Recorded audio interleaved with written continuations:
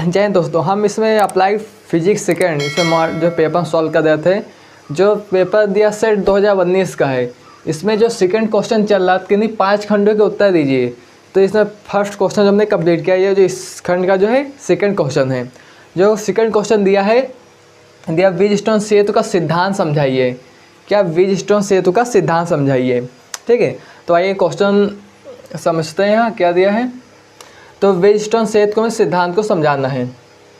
तो ब्रिजस्टोन सेतु क्या है, तो जो इंग्लैंड के जो वैज्ञानिक प्रोफेसर ब्रिजस्टोन ने कहा कि इंग्लैंड के जो वैज्ञानिक थे प्रोफेसर ब्रिजस्टोन ने प्रतिरोधों की विशेष जो अवस्था का जो आविष्कार किया।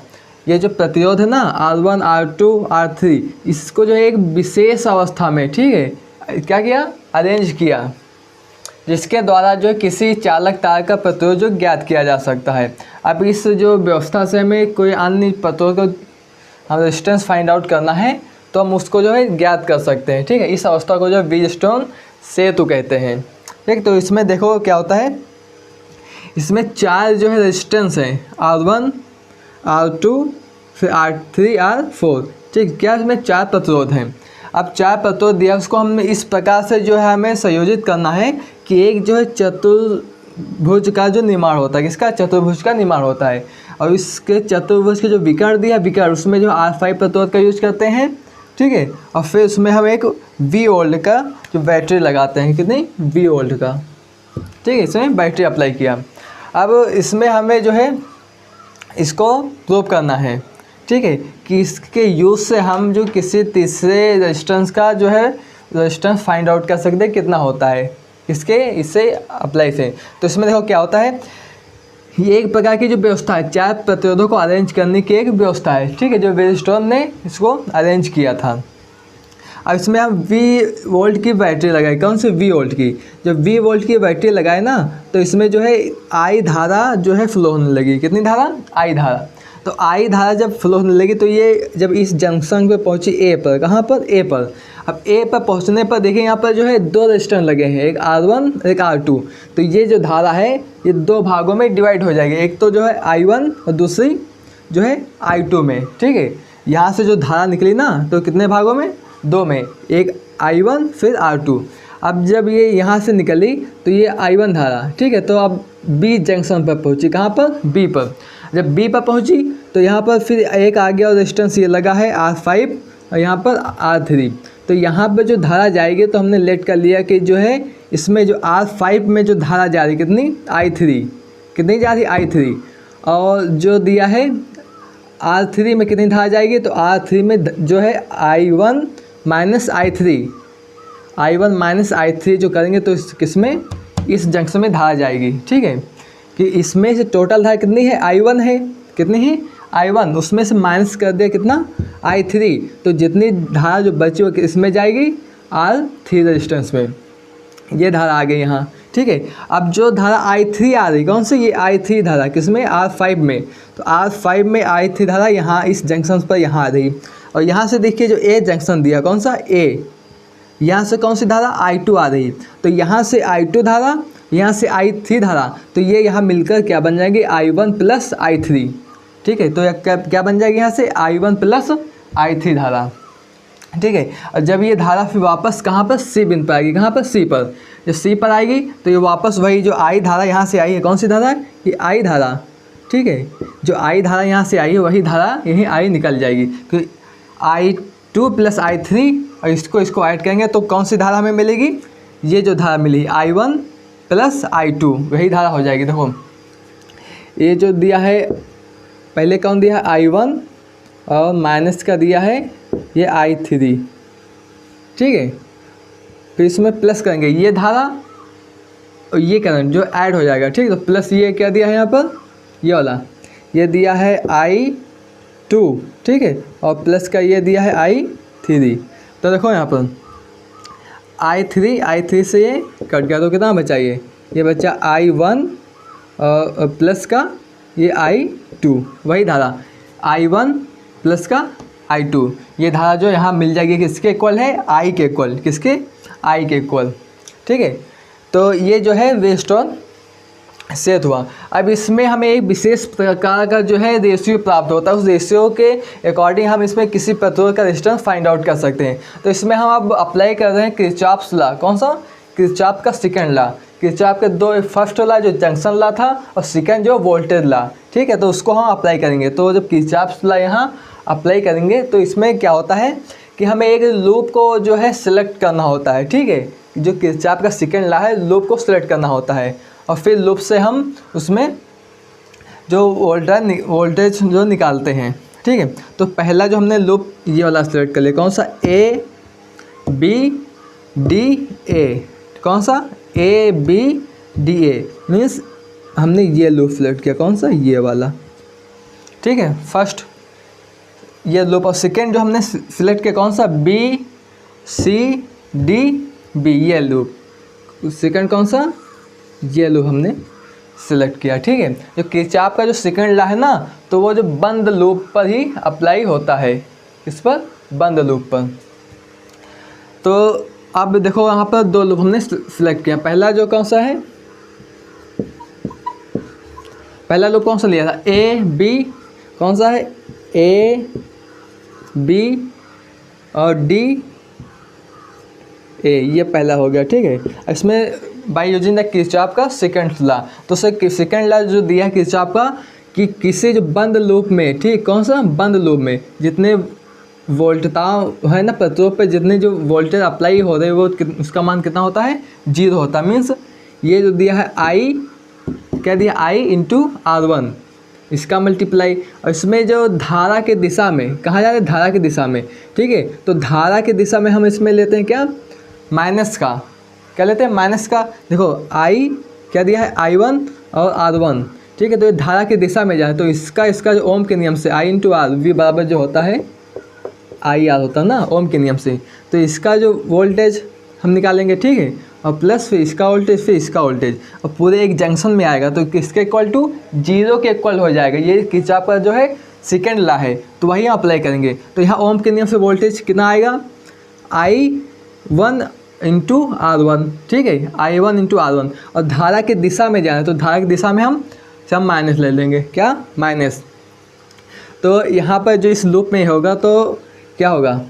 ये हो जाएगा I1, ठीक है, इंटू R1। कितना? Into R1। धारा की दिशा में तो माइनस, ठीक है। ए से बी इतना वोल्टेज निकाल लिया। अब फिर ए से बी, अब बी से डी, बी से डी निकालना है। तो यहाँ धारा कितना? I3 और जो रेजिस्टेंस दिया कितना दिया है? R5। ये धारा के दिशा में है। कहाँ है? धारा की दिशा में। तो धारा की दिशा में तो ये माइनस हो जाएगा। क्या होगा? माइनस।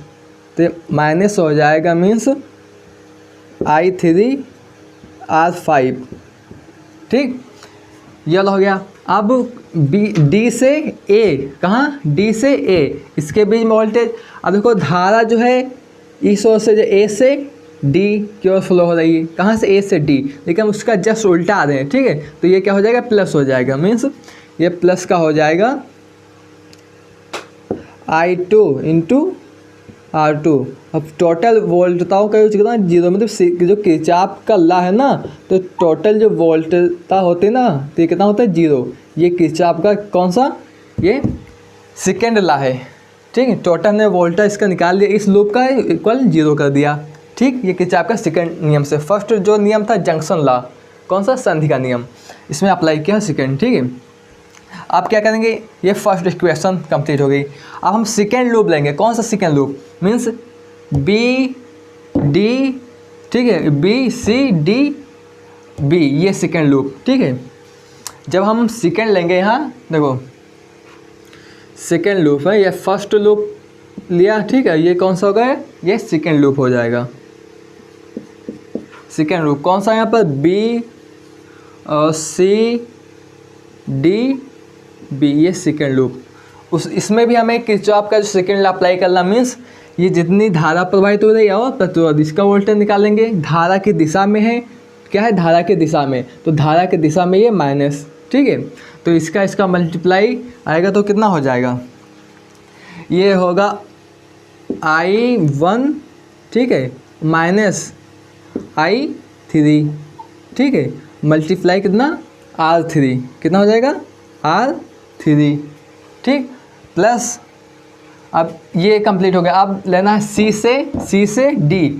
देखो धारा तो इस प्रकार से प्रवाहित हो रही ना धारा, ठीक है, लेकिन हम धारा के विपरीत दिशा में चल रहे हैं, तो ये क्या होगा प्लस होगा, ठीक है, तो ये क्या हो जाएगा ये प्लस हो जाएगा। प्लस मीन्स ये I2 और प्लस का I3 और इसका मल्टीप्लाई किससे हो जाएगा R4 से, किससे R4 से, ठीक है। अब जो यहाँ लेना है D से B, धारा देखो जो है B से D की ओर फ्लो हो रही और हम जा किस ओर रहे हैं D से B, मीन्स उसके जस्ट अपोजिट, तो अपोजिट जा रहे हैं ना, तो उसको हमें प्लस लेना है। क्या लेना है प्लस, तो ये प्लस का हो जाएगा I3 into R5, means I3 into R5 equal to 0 according to Kirchhoff का सेकेंड्स लॉ, ठीक है। ये हमें दो इक्वेशन जो है मिल गई, फर्स्ट इक्वेशन ये सेकेंड इक्वेशन, ठीक है, दो इक्वेशन कंप्लीट हो गई। अब इस इक्वेशन हमें क्या करना होगा, जो I जो 3 दिया, क्या दिया है I3 दिया है, उसको I3 को जो हमें क्या रखना है यहाँ पर 0 रखना है, क्या रखना है 0 रखना है, ठीक है। अब देखो ये दो इक्वेशन हमें कंप्लीट हो गई। अब जब ये संतुलन की अवस्था में होगा कि बैलेंस की अवस्था में, तो जो I3 ये जो धारा प्रवाहित हो रही है ये, ठीक है, ये क्या हो जाएगी 0। तो हमने लेट कर लिया जो फर्स्ट इक्वेशन है, ठीक है, पर लेट कि I जो 3 जो धारा कितनी है 0 है, कितनी है 0 है I3 धारा, ठीक है। जब ये 0 है यहाँ, तो देखो ये I3 है, ठीक है, तो ये क्या हो जाएगा 0, तो कितना बचेगा यहाँ, जब ये 0 तो बचेगा माइनस का I1 R1, ठीक है, और ये हो जाएगा प्लस का I1 प्लस का I2 R2 इक्वल टू 0, ठीक है। अब यहाँ माइनस है तो इसको हम उस ओर भेज देते हैं, तो ये हो जाएगा I2 R2 इक्वल टू क्या हो जाएगा I1 R1, ठीक है। अब यहाँ से हम रेशो निकाल लें, मतलब किसका जो है I1 अपान I2 अपान I1 का, ठीक है। तो यहाँ से जब निकालेंगे किसका I2 अपान I1, तो ये कितना हो जाएगा, ठीक है, तो ये हो जाएगा R1 और ये इसके नीचे मीन्स R2। ये इक्वेशन हमें एक जो प्राप्त होगी, ठीक, कौन सी, ये फर्स्ट इक्वेशन, ठीक है। यहाँ से I2 upon I1 equal to R1 upon R2। उसी प्रकार अब जो ये सेकेंड दिया इसमें भी I3 हम क्या 0 लेट कर लेते हैं, क्या 0, तो इसमें जब I3 इक्वल टू क्या 0 लेट किया, तो देखो ये 0 हो जाएगा, क्या ये 0, तो यहाँ कितना बचा, यहाँ जो बचा है I1 R3, ठीक, I1 R3 प्लस का, यहाँ पर I3 क्या ये 0, या I3 क्या हो गया ये 0, जब ये 0 हो गया यहाँ, तो यहाँ कितना बचा प्लस का I2 ये R4, ठीक है, और ये I3 0 इक्वल टू 0 हो गया, ठीक है।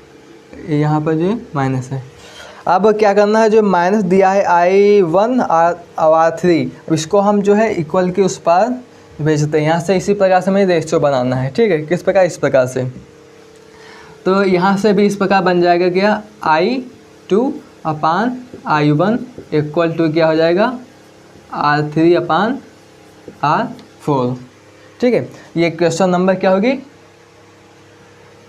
जो यहाँ लिखे, जो इक्वेशन ये निकली यहाँ सेकेंड इक्वेशन I2 अपान जो है I1 इक्वल टू कितनी मिली R3 अपान R4, ये क्वेश्चन नंबर सेकेंड, ठीक है। अब इक्वेशन नंबर जो फर्स्ट दिया है I1 upon I2 equal to R1 upon R2, और इक्वेशन जो सेकेंड दिया है I2 अपान I1, ठीक है। तो इसके जो है LHS क्या इक्वल है, LHS क्या इक्वल है, तो RHS भी क्या इक्वल होंगे। तो यहाँ से जो हमें जो समीकरण जो मिलेगा कौन सा मिलेगा, ये यहाँ से निकल कर आएगा R1 upon R2 equal to R3 upon R4, ठीक है, क्या R4, ये जो है जो हमें इक्वेशन मिली जो है एक रेशियो मिले, इसी रेशियो से हम जो है ये जो सर्किट दिया है इसमें प्रतिरोध ज्ञात कर सकते हैं। इसमें 3 जो हमें प्रतिरोध दिया होगा, चौथा का हम निकाल सकते हैं। ठीक है, तो ये जो हो गया क्या ब्रिजस्टोन सेतु। ठीक है, अब इसका अगला क्वेश्चन देखते हैं क्या है। एक वर्णीय प्रकाश की जो विशेषता लिखिए। तो एक वर्णीय प्रकाश है उसकी क्या हमें विशेषता लिखनी है। तो जो फर्स्ट पॉइंट दिया है, दोनों प्रकाश तरंगों की जो आवृत्ति क्या बराबर होनी चाहिए। मतलब 2 प्रकाश तरंगें हैं, कितनी हैं 2 प्रकाश तरंगें। ठीक है, तो जैसे ये फर्स्ट हो गई, ये फर्स्ट तरंग हो गई, ठीक है इस प्रकार से, और ये सेकंड हो गई। ये 2 जो क्या होगी प्रकाश तरंगें इस प्रकार से हो गई। ठीक है, तो अब दोनों जो प्रकाश ये तरंगे फर्स्ट एंड सेकंड, तो इनके जो क्या आवृत्ति बराबर होनी चाहिए। मीन्स ये जो यहाँ से ये है, ठीक है, ये और ये क्या आवृत्ति ये क्या इक्वल होनी चाहिए। ये एक वर्णीय प्रकाश की विशेषता है। दूसरा जो पॉइंट है, दोनों प्रकाश तरंगों की जो तरंग दैर्घ्य क्या बराबर होनी चाहिए। क्या इनकी जो लैम्डा जो है दिया है ना, वो क्या है बराबर होनी चाहिए। ठीक है, और जो अगला इसका पॉइंट है, दोनों प्रकाश तरंगों का जो आयाम लगभग जो बराबर, मीन्स जो इसका ए आयाम दिया कितना है, ये ए है। ठीक है, कितना है ये ए दिया है। ठीक है, तो ये और ये जो ऑलमोस्ट जो है इक्वल होना चाहिए। एक वर्णीय प्रकाश से क्या है ये प्रॉपर्टी है। ठीक है, ये पॉइंट होगा क्या तरंगदैर्घ्य जो बराबर होनी चाहिए और उसके क्या आयाम बराबर होना चाहिए। और अगला जो पॉइंट दिया, दोनों प्रकाश तरंगों का जो कलांतर नियत होना चाहिए। कलांतर मीन्स जो फेज डिफरेंस है ना दोनों तरंगों का, ठीक है, वो क्या इक्वल होना चाहिए। अब देखो ये जो तरंग यहाँ से 0 से स्टार्ट हुई चलना, ठीक है, यहाँ तक चली है, कितना है तक, यहाँ तक पाई तक, ये भी 0 से पाई तक चली, तो इसका जो कलांतर सेम है। अभी जब दूसरी जब तरंग ले लें इस प्रकार से, ठीक है, इस प्रकार से, तो जब ये तरंग हमने इस प्रकार से लिया है, तो ये जब इस प्रकार से जो है कुछ चल रही है, ठीक है, ऐसे, ठीक है, जब इस प्रकार से चल रही तो इसका जो कलांतर जो क्या सेम नहीं है, लेकिन इस कंडीशन में इसका दोनों का क्या कलांतर सेम है। ठीक है, मतलब फेज डिफरेंस क्या है सेम है। ये एक वर्णीय प्रकाश की क्या प्रॉपर्टी हो गई, विशेषता हो गई। और जो इसका अगला इस प्रश्न नंबर 2 का जो अगला क्वेश्चन दिया है, क्वेश्चन नंबर ये दिया है, सौर ऊर्जा में ऊर्जा का जो है डिस्ट्रीब्यूशन या वितरण किस प्रकार होता है, किसमें सौर ऊर्जा में। ठीक है, तो देखा जाए जो सूर्य से प्राप्त होने ऊर्जा जो सौर ऊर्जा कहलाती है, जो सूर्य से हमें ऊर्जा प्राप्त हो सौर ऊर्जा कहलाती है। जो बेसिकली सूर्य है ना, तो हीलियम और हाइड्रोजन से बना है। किससे, हीलियम और हाइड्रोजन से। इसमें नाभिकीय जो संलयन की उसमें प्रक्रिया होती है, नाभिकीय संलयन की प्रक्रिया से उसमें ऊर्जा जनरेट होती है, वही ऊर्जा पृथ्वी तक पहुँचती है। ठीक है, तो सूर्य से प्राप्त होने ऊर्जा को सौर ऊर्जा कहते हैं। सौर ऊर्जा जो आसानी से उपलब्ध जो होने वाली या उपलब्ध होने वाली या ऊर्जा का मुख्य स्रोत है, या आसानी से उपलब्ध हो सकती है, ये ऊर्जा का क्या है मुख्य स्रोत है। एक अनुमान के मुताबिक जो प्रतिवर्ष पृथ्वी पर, ठीक है, एक अनुमान के मुताबिक प्रतिवर्ष पृथ्वी पर पहुँचने वाली सौर ऊर्जा जो संसार की वार्षिक वाणिज्य ऊर्जा मीन्स जो आर्टिफिशियल एनर्जी प्रोडक्ट होती है, उस ऊर्जा से 15,000 गुना अधिक जो ऊर्जा है। मीन्स जो इस वर्ल्ड में जो ऊर्जा प्रोड्यूस होती है, कितनी प्रोड्यूस होती है, जो जितनी प्रोड्यूस होती है उससे 15,000 गुना अधिक ऊर्जा जो पृथ्वी पर क्या पहुंचती है।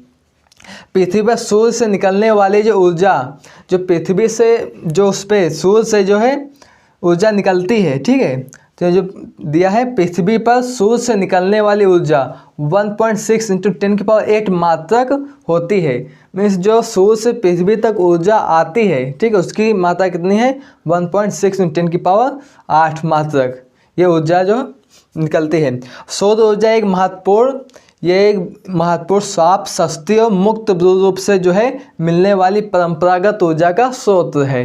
कौन सी परंपरागत ऊर्जा का स्रोत है। ठीक है, ये जो है क्वेश्चन कंप्लीट हो गया। तब इस सेक्शन में जो प्रश्न नंबर 2 दिया था, इसमें हमने 4 क्वेश्चन कंप्लीट कर लिए हैं। अब जो इसका अगला क्वेश्चन जो है हम इसके अगले वीडियो में देखेंगे। Thanks for watching, see you next time.